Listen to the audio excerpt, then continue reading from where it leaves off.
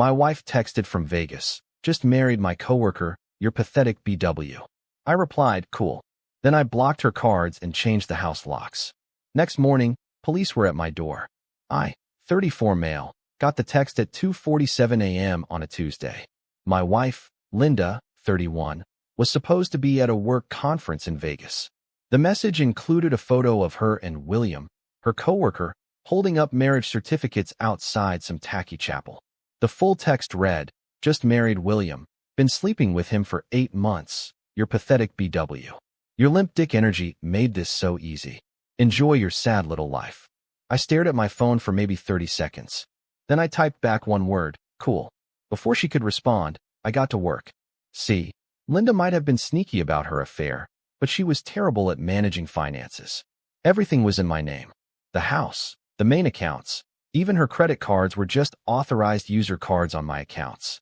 By 3:15 a.m., I'd canceled all her cards, changed every password she knew, removed her as authorized user on everything, called a 24-hour locksmith, cost me $300, but worth it, screenshot everything from my records.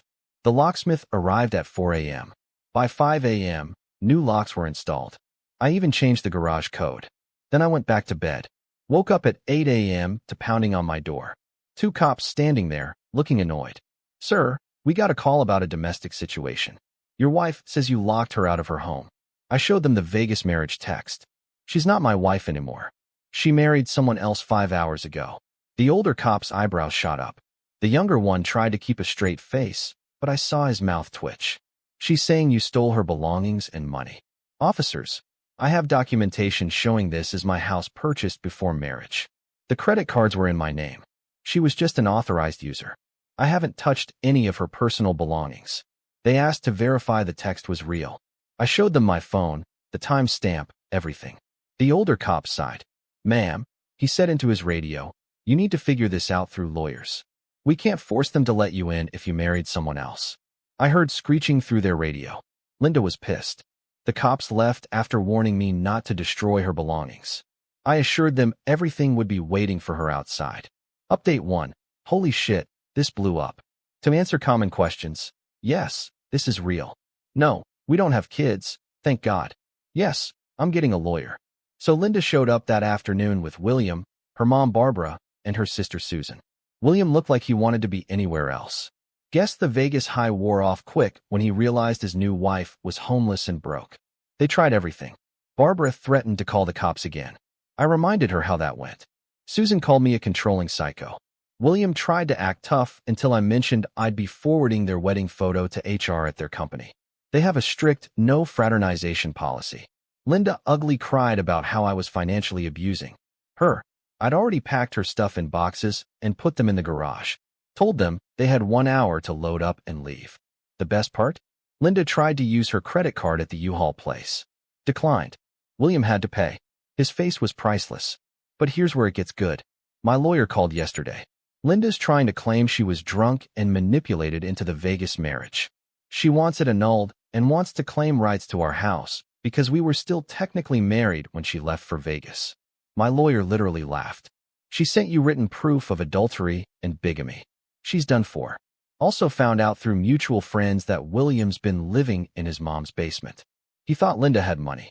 LMAO. More updates coming. This is far from over. Update 2. Buckle up because Linda went full nuclear. First, she started a social media campaign.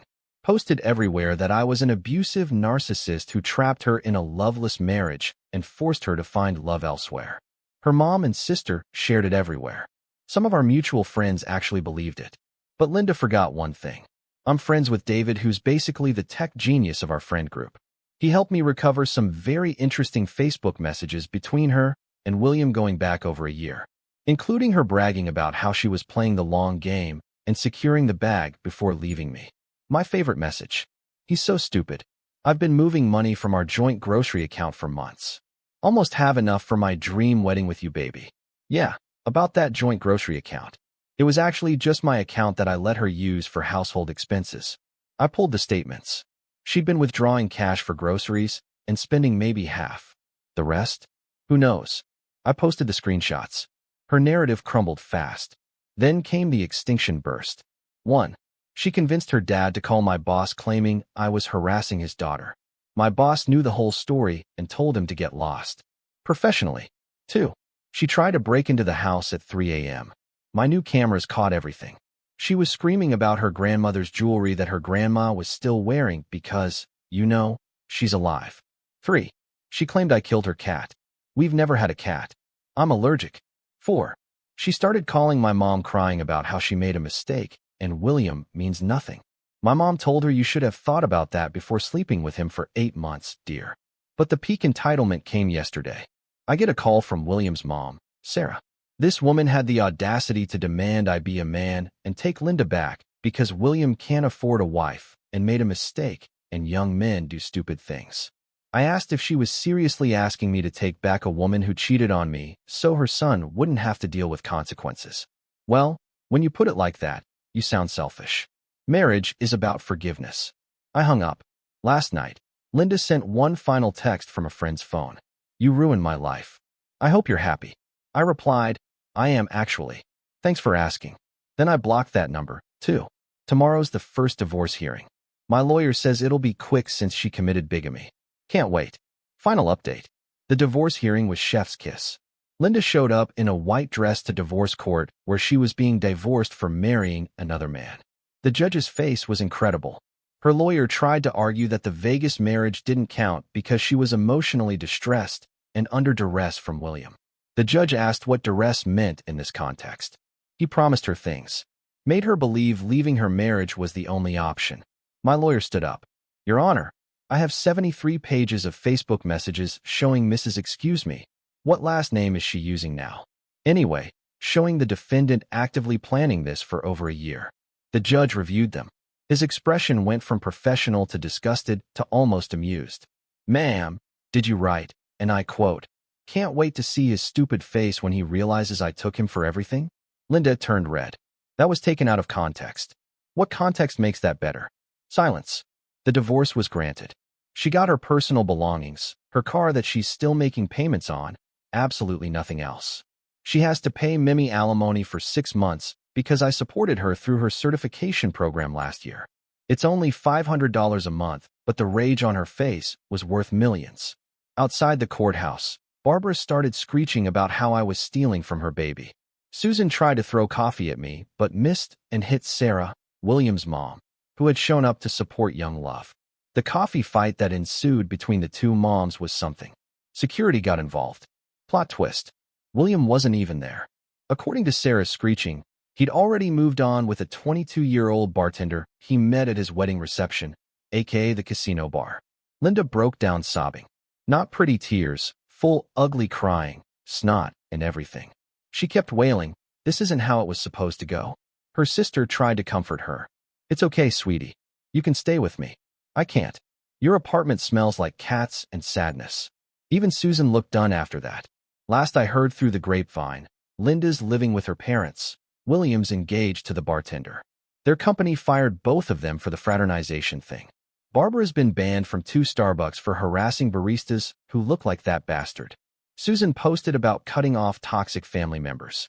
Sarah is suing Linda for emotional damages to her son. As for me, I'm doing great.